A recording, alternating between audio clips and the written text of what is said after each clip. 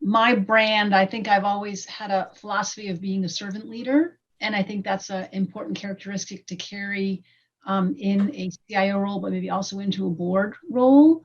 And part of being a servant leader is, listening and enabling those around you.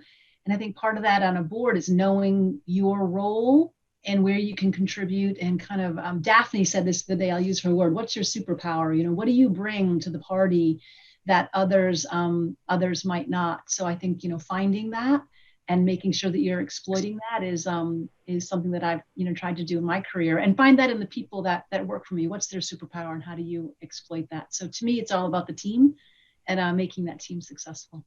Sometimes we get in our own way.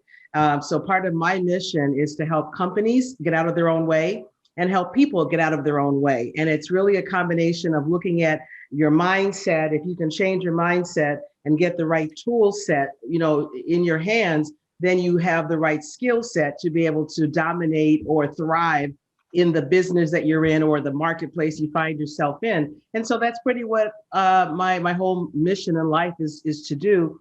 People who understand digital transformation, shifting business models, how to create value through technology, those people are extremely popular on boards, and they're either CEOs of technology companies, other senior executives in technology companies, or CIOs who've led their businesses through digital transformation.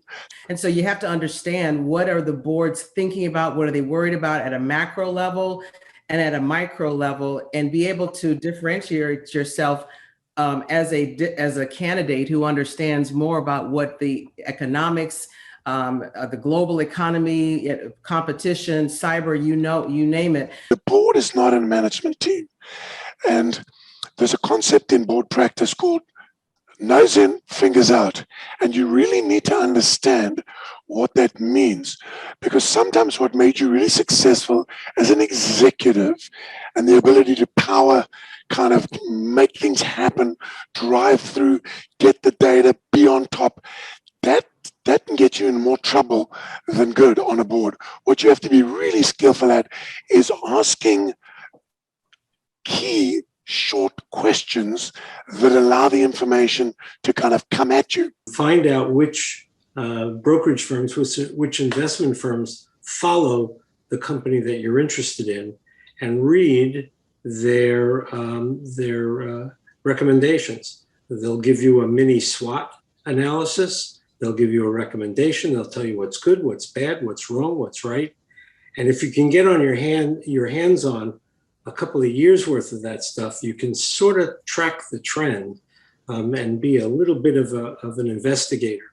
Go talk to the board members that you have a relationship with your company, or other board members that you know, but don't go to them and say, gee, can you help me get on a board? Go to them and say, tell me about your board experience and how you got there. I aspire to that someday, but I would love to hear your story. In a way, you've asked, but you haven't. But you can only imagine how many people go to them and say, can you help me get on a board? It's like, yeah.